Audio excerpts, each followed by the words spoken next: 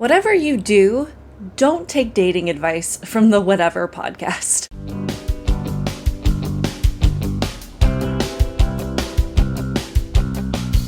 Welcome to my channel, Outspoken Samantha. If you are new here, welcome. Be sure to hit that subscribe button. And if you're returning, welcome back. I truly appreciate your support, and I hope that you are subscribed as well, particularly if you are watching on Rumble, because we do need to support platforms that support free speech. So if you've never watched the Whatever podcast, it is a dating talk podcast. I believe the hosts are Eric Dodorian and Alan Strickland Williams.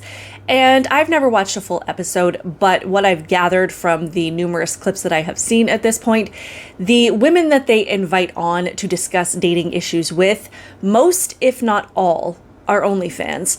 And it seems as though they must be instructed beforehand that the dress code to appear on this podcast is to show as much cleavage as possible. The guys are going to drag out this podcast for hours so that they can sit across from these women and stare at them under the guise of actually being interested in what they have to say. And that might sound a little bit harsh, but again, it just seems to be a pattern in every single clip that I have seen. But they have had some interesting guests on. I've seen Pearl Davis on a few times. They had Michael Knowles on, which was really a very interesting contrast. And recently, the guest that they had on was LilaRose, and that is the episode that I want to touch on today. So if you don't know who LilaRose is, I'm LilaRose. I'm 34, and my occupation is the president of Live Action, and I'm a writer and a speaker, and a mom. Okay. What is Live Action, by the way?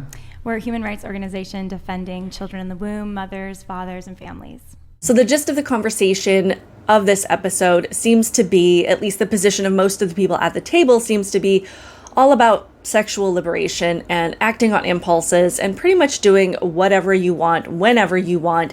And that's going to bring you the most happiness in your life, or at least it'll bring you an equal amount of happiness as if you were to be in a committed relationship with just one person. I think it's important to talk about these things because it is a huge podcast and it does have a huge audience. And I worry about the next generation and the fact that they don't seem to have a lot of high standards for themselves, particularly when it comes to their personal lives. They might have ambitions as far as their career and their education and their income, but when it comes to aspiring to anything meaningful in their intimate relationships, which is honestly the thing that they should have the highest standards for, they have definitely run with this idea that it doesn't matter who they let into their lives in this way, or who they share their bodies with, or who they let close to them in this most vulnerable way possible. So I do worry about the young adults that are watching this podcast and listening to these worldviews, and they're taking these positions and worldviews of the people that are discussing these issues in this way as some kind of blueprint for their own dating lives. And I think people deserve so much better than this, and I wish they would realize that they themselves deserve better than this. First, there are several exchanges between Lila and this guy named Justin Waller. I had to look up who he is because I had absolutely no idea. Apparently, he owns a construction company where he works in all 50 states and in the Caribbean. He's a real estate investor, and I guess he became a millionaire by the time he was 32. So that's just a little bit of background on him. But just for context, Justin, in this conversation, he never talks about the actual relationships that he's in. He doesn't say if he has a girlfriend or a wife. He doesn't say if he has multiple girlfriends. He doesn't say if he's married or if he has kids or he has numerous kids. Everything he says is entirely hypothetical. So we have no idea if what he's talking about is how he's actually living his life, or if he would just behave this way if he were in these situations. So I think it's just kind of important to note that. Here's just one of the first brief exchanges between himself and Lila. I might have multiple family. Oh. You never know. I might like family more than you, so much I have 5. Do you think that's a good thing to have multiple families? I think it's good if there's one dad and there's not a bunch of step parents involved, and the dad can be the hero, and those 5 families live a 10x better life than they would have otherwise. Yes, ma'am, I do. But you don't think that it will be ultimately an opportunity for jealousy or disharmony amongst women are always going to be jealous. What's changed about that? Women have been jealous all the way through time. So I'm not jealous in my marriage. I don't care about your marriage. I'm talking about mine. Just for context as well, Justin's belief, at least from the commentary that I've heard Lila give after this episode and talking about, where he was coming from, is that men can have as many partners as they want, that they can, sleep with however many people they want. They can have a wife and numerous girlfriends, or, have numerous girlfriends, period. But that women can only have one partner. So Justin could have 10 girlfriends or a wife and 6 girlfriends, and that would be fine. But every single one of these women that he is with needs to be 100% faithful to him. So he paints all women with this broad brush of being jealous, like this is just some kind of inherent quality that we have. But when Lila says, well, I'm not jealous in my relationship, he gets a little bit defensive and says, well, I don't care about your relationship. I'm not talking about yours. I'm talking about mine.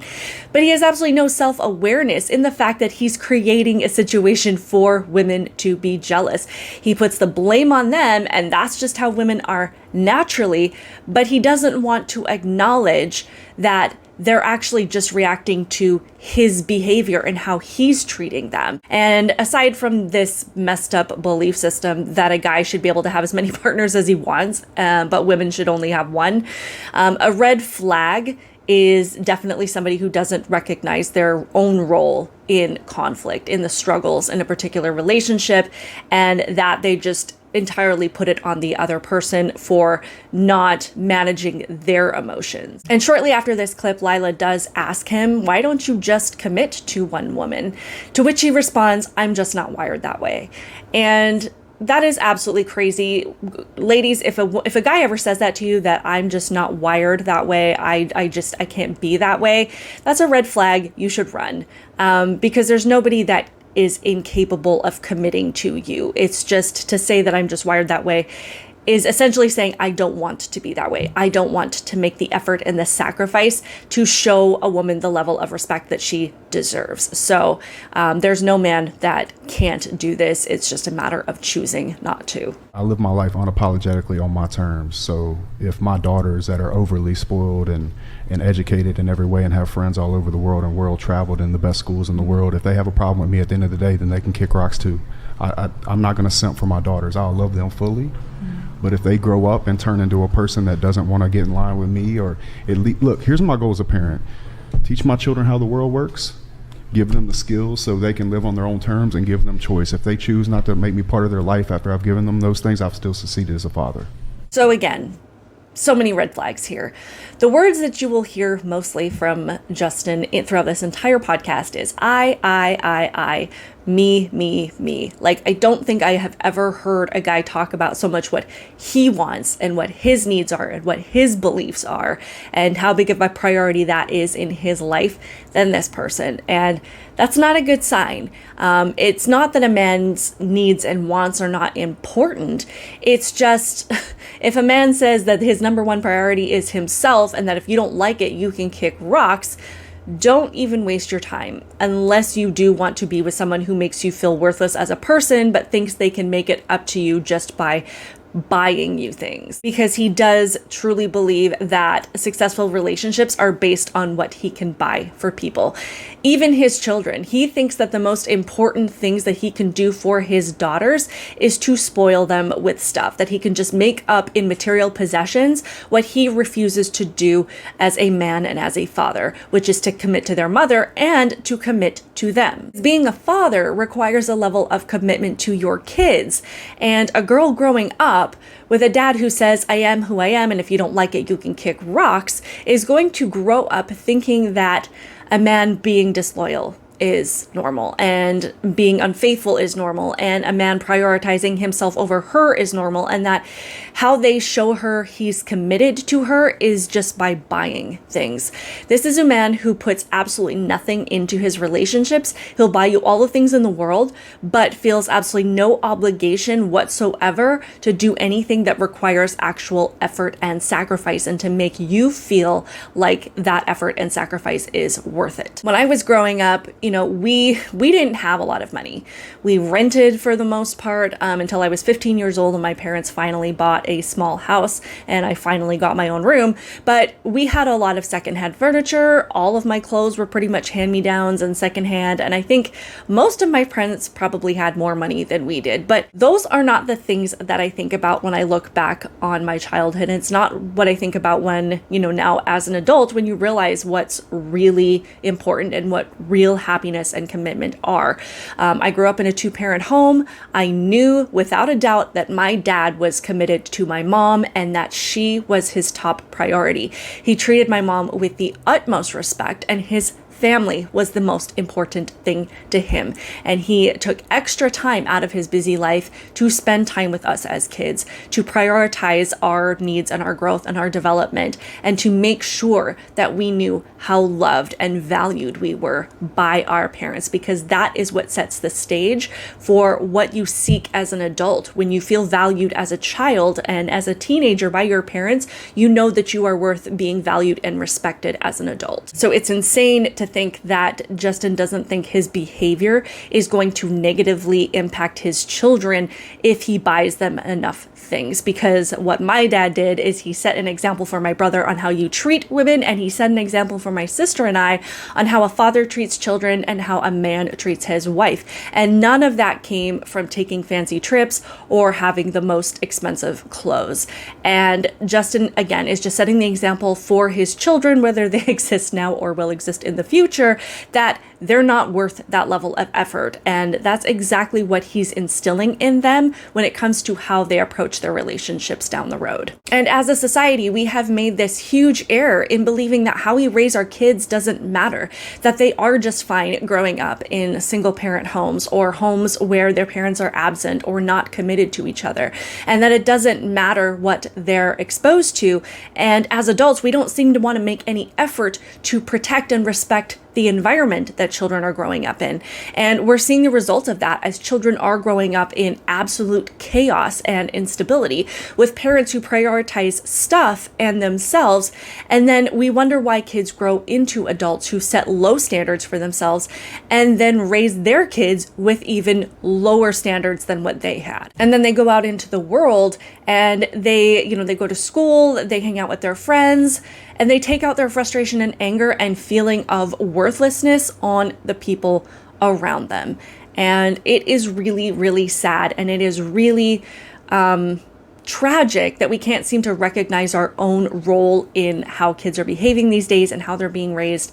And the fact that as adults, that rests squarely on our shoulders. These next couple of clips are between Lila and this gal named Nicole. What is right for me is right for me. What is right for you. And back to your question too about, what if all society was like you? But it's not. It's a spectrum. We have people all the way on the one extreme of monogamy. We have other people on the other extreme to polyamory. And we're all somewhere across there. And I think there's beauty in all of it, depending on who you are and what's good for you. And so I don't think it has to be one or the other. But Nick, you're 3 years in, right? You're 3 years in living this way. So look at 90 years, look at 80 years. I think your drive, whether it's your sexual drive or your drive for whatever you're aiming at, right? Wealth or friendship, you're lonely, whatever it is, it's powerful, right? And it can be channeled.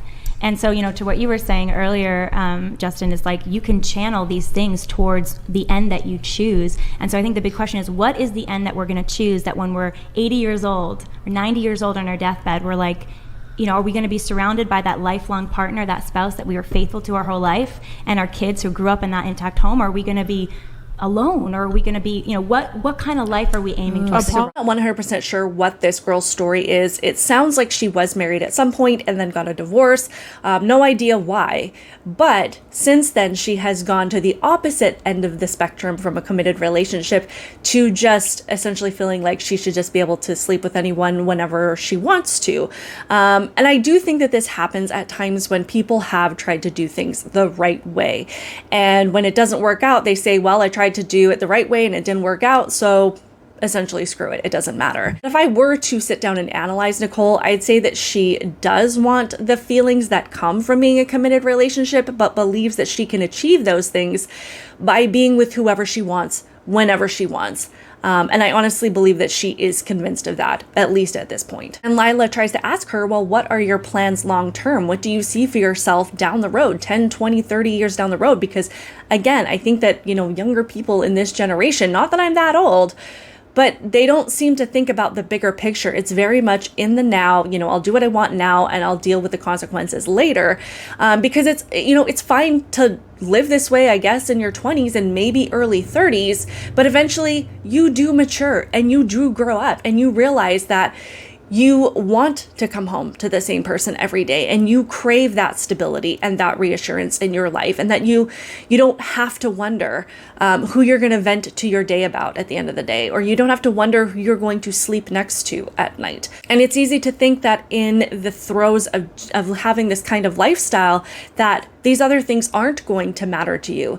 But what does come with time, maturity, and experience is that eventually most people do realize that these things do matter, because I do believe that it truly is human nature. But unfortunately, a lot of people learn that these things matter the hard way, and they wait until they're, in their mid 30s, early 40s to figure it out. And then by then it's too late to have some of these things that you truly do realize are going to offer you fulfillment and happiness. And that's to have a family and to have a strong home and a committed relationship. And I understand that the world today that a lot of young people are growing up in and maturing in is very chaotic and it's very dark in a lot of ways. And I think that that fuels this hesitation to even try and build something meaningful, because it doesn't seem like we have a lot of things that are meaningful in today's day and age. And you also have to trust that you can make it work and that you can put the effort in. And I think a lot of people don't trust themselves to do that.